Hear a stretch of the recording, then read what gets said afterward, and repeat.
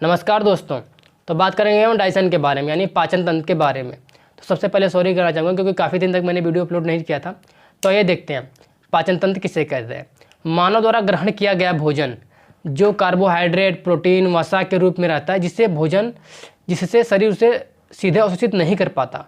इसलिए कुछ रासायनिक क्रियाएँ एंजाइमों की सहायता से कुछ ऐसे ठोस अंगों का समूह होता है जो भोजन को छोटे अणुओं के रूप में परिवर्तित कर देता है, जिससे भोजन पच जाता है।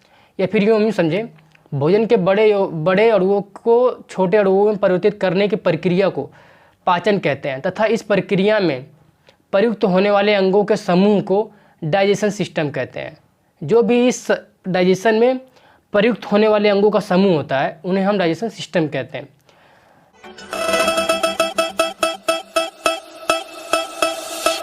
डाइजेशन सिस्टम यानी पाचन तंत्र कार्बोहाइड्रेट को ग्लूकोज में तथा वसा को वसीय अम्ल में और प्रोटीन को अमीनो अम्ल में परिवर्तित कर देता है।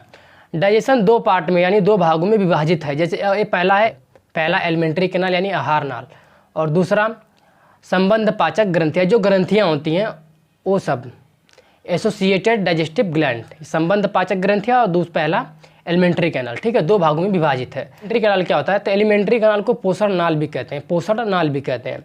ये करीब 8 से 10 मीटर लंबी होती है। यह मुख्य द्वार से शुरू होकर मल द्वार तक खत्म होती है। एलिमेंट्री कैनाल में जैसे कौन कौन से अंग आते हैं ये भी आपको बता दूं मैं। तो मुख आता है, ग्रसनी आता है, ग्रासनली आता है, आमाशय आता है, छोटी आंत आती है, बड़ी आंत आती है तथा रिक्टम यानी मल द्वार आता है। और एलिमेंट्री कैनाल के कुछ 3 प्रमुख कार्य हैं, जैसे कि यह भोजन को पचाना, भोजन का पचाने का कार्य एलिमेंट्री कैनाल करता है तथा पचे हुए भोजन का अवशोषण करना एलिमेंट्री कैनाल के द्वारा होता है। और तीसरा, मुख से लेकर मलद्वार तक लेकर जाने का कार्य भी एलिमेंट्री कैनाल ही करती है। तो समझ गए आप एलिमेंट्री कैनाल क्या क्या है। और दूसरी है ग्रंथियाँ। ठीक है, ग्रंथियाँ कौन कौन सी है?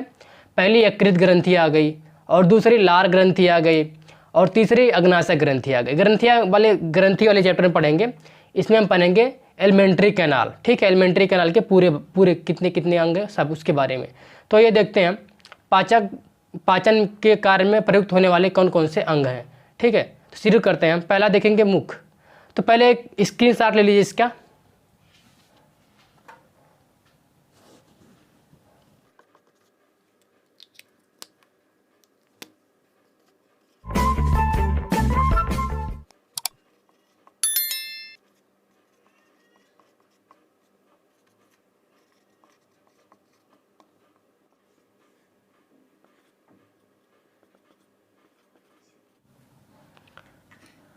एक स्क्रीनशॉट लीजिए, उसके बाद हम आगे बढ़ते हैं। ठीक है, यानी माउथ क्या होता है? तो मुख 2 मांसल ओठों से घिरा होता है जो मुख को खोलने तथा बंद करने में मदद करता है तथा यह भोजन को पकड़ने में भी मदद करता है। मुख के अंदर एक मांसल संरचना पाई जाती है जिसे हम जीवा कहते हैं, जो मूवमेंट के लिए काम करती है, जीवा। तथा मुख के अंदर ही कुछ जबड़े उपस्थित रहते हैं जिनमें 16 दांत पाए जाते हैं। अगर मेरी दांत वाली वीडियो नहीं देखी है, तीत वाली, तो जाके डिस्क्रिप्शन में लिंक है, जाके देख लीजिएगा।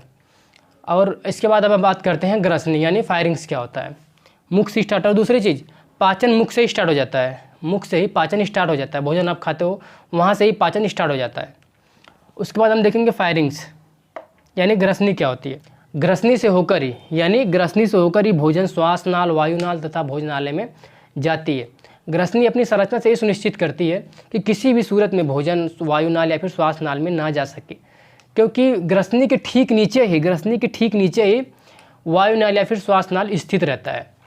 ग्रसनी के अग्र भाग में श्वासनाल तथा पश्च भाग में भोजनाल स्थित रहता है।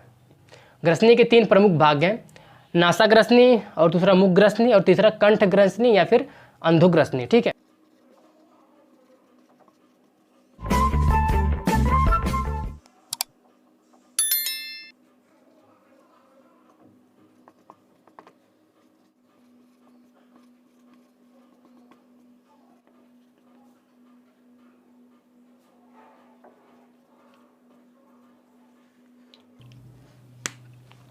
तो इसका एक स्क्रीनशॉट लीजिए, उसके बाद आगे बढ़ते हैं। अब बात करते हैं ग्रास नली। ग्रास नली क्या होती है? ओइसोफेगस क्या होती है? ग्रास नली एक सक्रिय नली होती है जो 25 सेंटीमीटर लगभग 25 सेंटीमीटर लंबी होती है। ग्रास नली का मुख्य कार्य होता है, यह मुख द्वार से भोजन को आमाशय तक लेकर जाती है। ग्रास नली में कुछ श्लेष्म ग्रंथियाँ होती हैं जिनकी वजह से भोजन रसदार होता है। ग्रास नली में उपस्थित भित्तियाँ भोजन को एक प्रकार की गति प्रदान करती हैं जिसे कर्माकुंचन गति कहते हैं। यह भोजन को आमाशय तक ले जाने में, पहुंचाने में मदद करती है। शीर्ष पर, ग्रास नली के शीर्ष पर ऊतकों का एक पल्ला होता है जिसे एपिग्लास्टिक कहते हैं, और यह पल्ला भोजन निगलने के दौरान बंद हो जाता है जिसके कारण भोजन श्वास नाल में नहीं जा पाता। तो आप समझ गए होंगे कि ग्रास नली क्या है।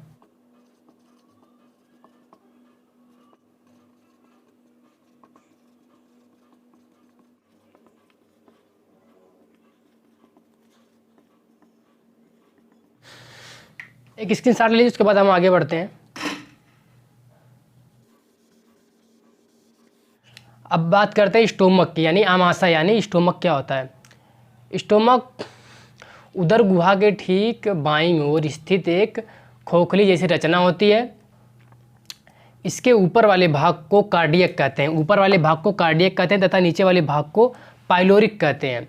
और कार्डियक और पाइलोरिक के बीच वाले यानी मध्य वाले भाग को हम फंडिक कहते हैं। ठीक है।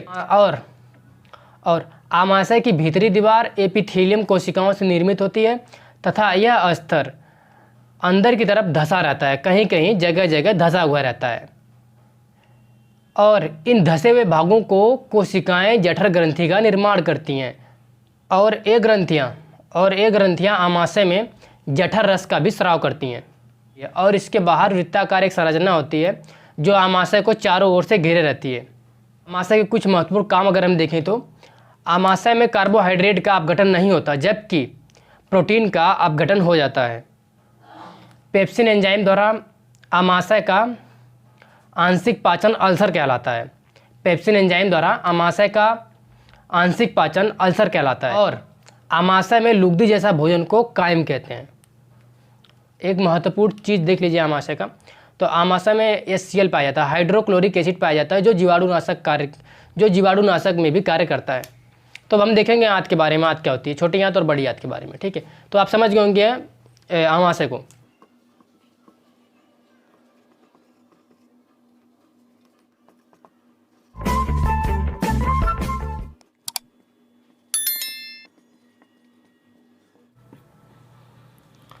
एक स्क्रीनशॉट ले लीजिए, उसके बाद हम थोड़ा और लिख देते हैं इसमें आगे। ठीक है।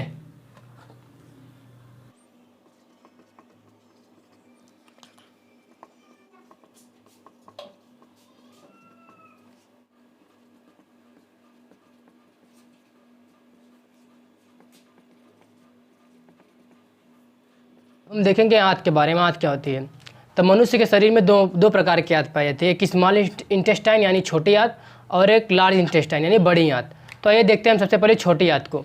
तो पहले एक स्क्रीनशॉट लीजिए इसका, उसके बाद हम आगे बढ़ते हैं। हम बात करते हैं छोटी आंत की। छोटी आंत कैसे होती है? छोटी आंत 6 से 7 मीटर लंबी होती है। यह आमाशय और छोटी आंत के बीच में एक पाइलोरिक वाल्व पाई जाती है। जैसे आमाशय से भोजन तो छोटी आंत में आती है, लेकिन उसके बाद भोजन को वापस छोटी आंत से आमाशय में नहीं जाने देती है। छोटी आंत के 3 प्रमुख पार्ट है, ग्रहणी, शेषांत्र और मध्यांत, ड्यूडेनम, जिजेनम और इलियम। ठीक है। बात करते हैं ग्रहणी यानी ड्यूडेनम क्या होता है। अब बात करते हैं ग्रहणी यानी ड्यूडेनम क्या होता है। ड्यूडेनम अंग्रेजी के यू अक्षर के समान एक संरचना होती है जो ग्रहणी और आमाशय के जोड़ के पास अग्नाशय उपस्थित रहता है, यानी पैनक्रियाज उपस्थित रहता है। ग्रहणी और ड्यूडेनम ड्यूडेनम हो गया और ग्रहणी के बीच उपस्थित पैनक्रियाज उपस्थित रहता है। ठीक है। ग्रहणी की दीवारों पर ग्रहणी ग्रंथियाँ या फिर बर्नर्स ग्रंथियाँ पाई जाती हैं जो क्षारी श्लेष्म का स्राव करती हैं।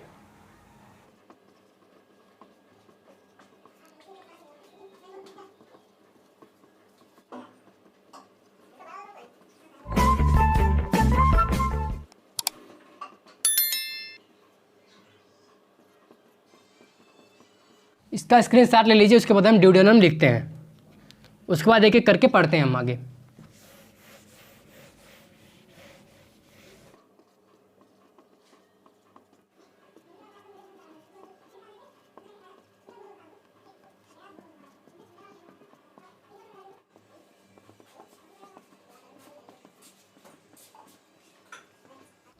एक स्क्रीन शॉट ले लीजिए, उसके बाद हम मध्याह्न पढ़ते हैं यानी जेजनम। अब बात करते हैं हम मध्याह्न के नहीं जेजनम। जेजनम क्या होता है? यह ग्रहणी तथा इलियम के मध्य का भाग होता है। यह छोटी आंत के ड्यूडेनम यानी ग्रहणी तथा इलियम, लास्ट वाला इलियम है जिसे हम क्षुद्रांत कहते हैं, उसके बीच वाले भाग को हम जेजनम कहते हैं। यह छोटी आंत का मध्य भाग है यानी बीच वाला भाग। यह छोटी आंत का बीच वाला भाग है जिसे हम जेजनम कहते हैं। ड्यूडेनम तथा इलियम यानी क्षुद्रांत के बीच वाले भाग को हम जेजनम कहते हैं। ठीक है। और इसकी लंबाई लगभग 2.5 मीटर लंबी तथा 4 सेंटीमीटर कुंठलित होती है। कुंठलित मतलब क्वाइल्ड, एकदम बिल्कुल घूमी घूमी रहती है। 4 सेंटीमीटर और 2.5 मीटर लंबी होती है। आंशिक रूप से पचा हुआ भोजन जिसे हम कायम कहते हैं वह ग्रहणी के जेजनम भाग में यानी मध्याह्न भाग में प्रवेश करता है।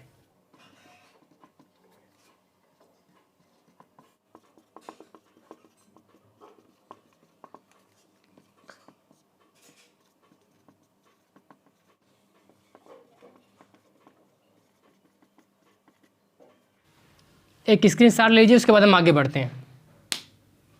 बात करते हैं शेषांत्र की यानी इलियम की। क्या होता है? यह छोटी आंत का सबसे नीचे वाला भाग होता है, सबसे नीचे वाला भाग जिसे हम शेषांत्र कहते हैं। यह शेष भागों से अधिक लंबा होता है, 3.5 मीटर लंबा होता है। मध्याह्न से बचे हुए पोषक पदार्थ इलियम में आके अवशोषित होते हैं। छोटी आंत में कार्बोहाइड्रेट, प्रोटीन, वसा, इन सब का पूर्ण पाचन होता है और छोटी आंत पचे हुए भोजन को रुधिर एवं लसिका में मिश्रित कर देती है।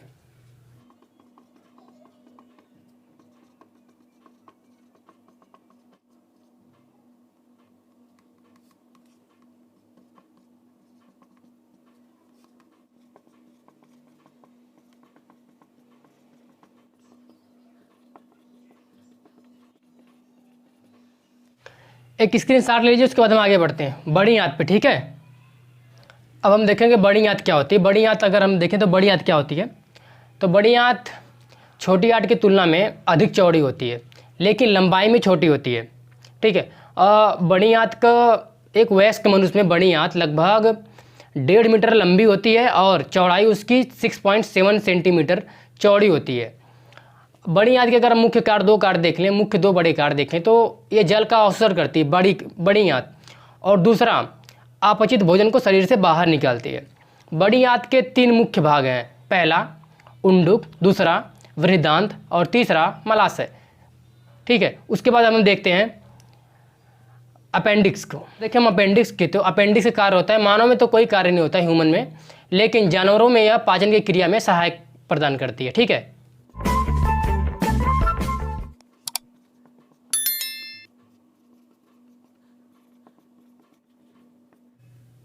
एक स्क्रीनशॉट लीजिए, फिर हम आगे बढ़ते हैं। इसका भी एक स्क्रीनशॉट लीजिए अपेंडिक्स का। अब बात करते हैं हम रिक्टम की, मलद्वार की। मलद्वार क्या होता है? वृहदांत के अंतिम भाग को हम रिक्टम कहते हैं। यह एक सदृश नलिका रचना होती है। इसकी लंबाई लगभग 10 से 15 सेंटीमीटर होती है। उसके बाद अब हम देखते हैं एनस की। यह शरीर के अपशिष्ट मल को शरीर के बाहर निकालने में मदद करती है, या फिर इसी के द्वारा शरीर से मल बाहर निकलता है। अगर मेरी वीडियो आपको इन्फॉर्मेटिव लगी हो, अच्छी लगी हो तो लाइक, कमेंट एंड सब्सक्राइब जरूर करें। Thank you guys.